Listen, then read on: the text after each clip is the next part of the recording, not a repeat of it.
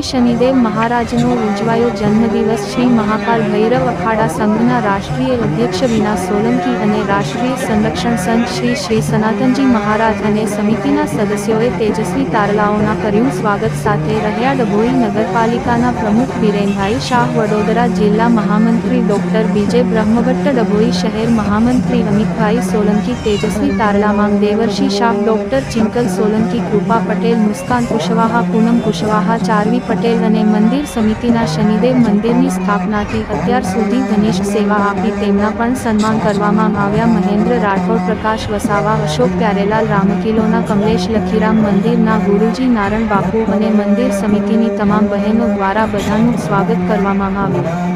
આઝાદીના ઇતિહાસમાં સૌ પ્રથમવાર ડભોઈ નગરના અંદર શનિદેવનું મંદિર બન્યું છે, ત્યારે સૌ પ્રથમવાર તેમનો જન્મદિવસ ધામધૂમથી ઉજવવામાં આવ્યો। શ્રી મહાકાલના સંઘના તમામ સદસ્યો, પદ અધિકારી, સાધુ સંતો ઉપસ્થિત રહ્યા। શ્રી મહાકાલ ભૈરવ કાળા સંઘના રાષ્ટ્રીય અધ્યક્ષ વિના સોલંકીએ જણાવ્યું કે શ્રી શનિદેવ મહારાજનો જન્મદિવસ સવારે આરતી, બપોરે યજ્ઞ, 56 ભોગ કરાવવામાં આવ્યો।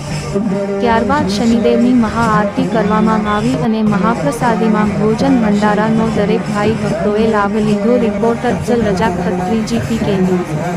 જય શનિદેવ।